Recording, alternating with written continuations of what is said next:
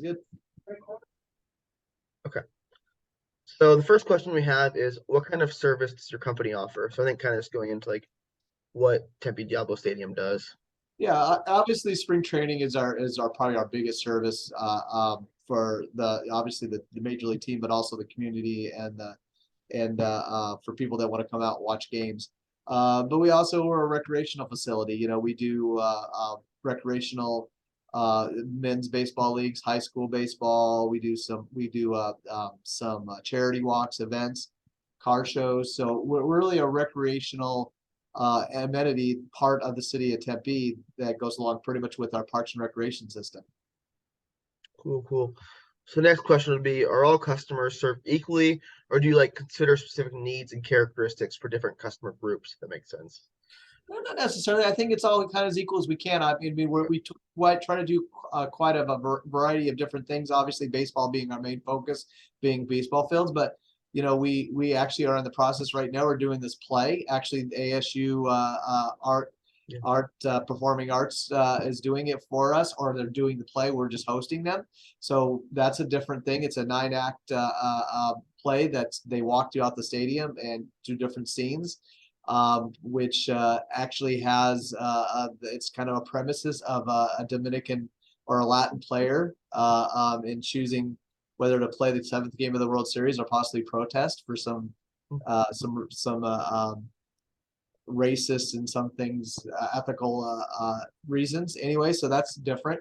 We have the car show, which is a completely different demographic than our baseball crowd usually. It's guys that own these very expensive cars that want to show them off, so we have that, and then we have our high school baseball, which is obviously high school students. We do two different walks. One is Best Buddies walks, which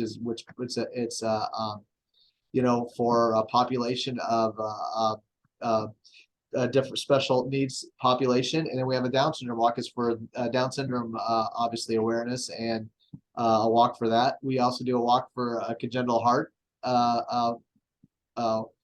charity to be able to raise money for them too. So we're kind of diverse. Obviously baseball is our main focus because of what we're here for, but we do try to do different things.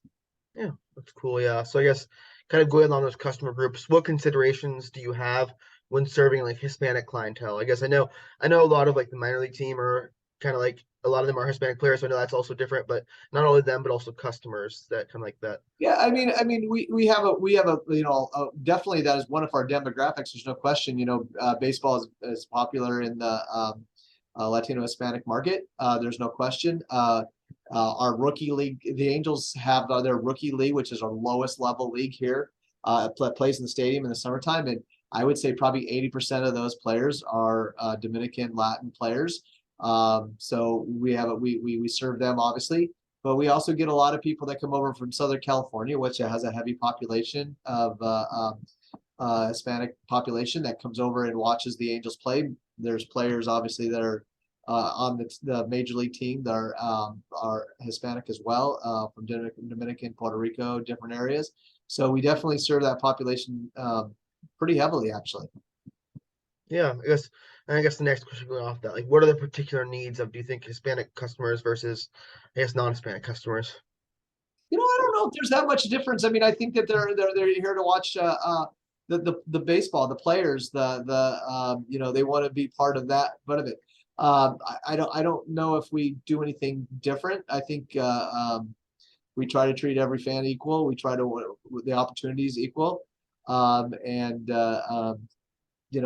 guess I wouldn't say we do anything really special than we would any other patron. That's fair. Yeah, I guess like so I guess because you treat people very similar and I think that's a good thing as far as like offering them the same opportunities. What are some cultural issues, difficulties, or challenges you face and I guess serving Hispanic or other customers who aren't necessarily in that non-Hispanic base? Yeah, I would say just the language barrier is probably the Okay. biggest one. I mean, when it comes to our advertising or our some of our communication through schedules and stuff like that, we don't probably do enough of translating in Spanish for certain populations. One thing we do that we have that has a high Spanish population is our crew that does our cleaning services. and a lot of them speak Spanish, and there's some communication barriers a little bit between them and trying to understand what we are looking for to do. So I would say that was something that we probably could get better at. There's no question, especially our market. We do have a lot of Spanish speaking people that come over for California too as well. But we probably haven't done as enough. I think enough on that as probably we should. Okay, yeah.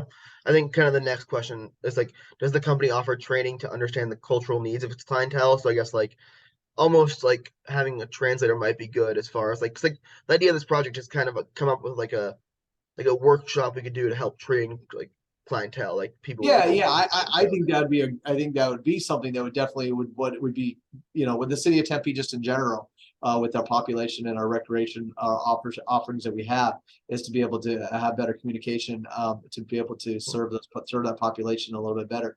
I know like the Angels on their side, which they are here year round, they do have English speaking, Spanish speaking classes. It was interesting. I was just yesterday. I was had a meeting. And we were there. We had the minor league operation guys, and they were talking about how they want to train their coaches and their staff to speak Spanish instead of kind of the other way around, so they can at least communicate both ways, not just, hey, you got to learn English. Hey, how about we try to learn some Spanish as well, to be able to communicate better both ways. Yeah. I think that was very interesting. You always, it seems like it's the other way around. We want to treat them like, hey, you got to speak our language, and that's just the way it is. And I don't know if that's always the best route to go. I think there's a middle ground where we could do both. Yeah, I Yeah. guess so. I guess this kind of our final question is, how do you deal with contexts that arrive and like staff can't speak Spanish? I know a lot of people who like work in my role. I don't think a lot like I don't think Beth and all of them can necessarily speak Spanish. How do you deal with those customers who only speak Spanish and then go from Yeah, there? it is a tough situation, and we're lucky to have a few people on our staff that do speak Spanish. Mhm. So unfortunately, that's one reason we go to them a lot. I know we have one, just like I said, Beth, who works for us, works here for me at the stadium, that does speak Spanish, and she does help us a lot. We do have some groundskeepers Mhm. that speak Spanish that do help us sometimes with customers if we need some communication. But that's how kind of we've handled it in the past. So it's not ideal, but at least we do have people on staff that do have that capability. And it's actually wonderful, to be honest with you. I mean, we were able to at least get some, and they feel good about it too, that we have somebody that can help them out.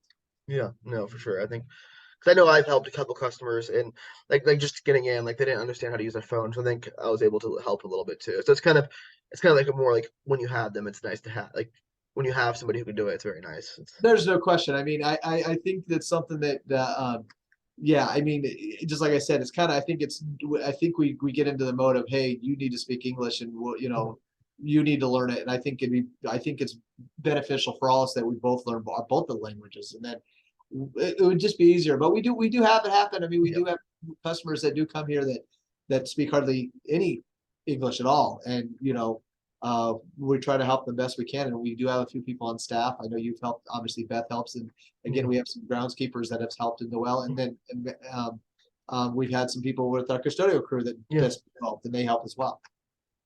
Yeah. Well, thank you for your time and thank you for doing this interview with me. I really appreciate it. So No problem, Michael. Like always, and just like I said, anytime you ever need anything, let me know, and we'll be do. ready for spring training. And you know what? And then this will be your last warm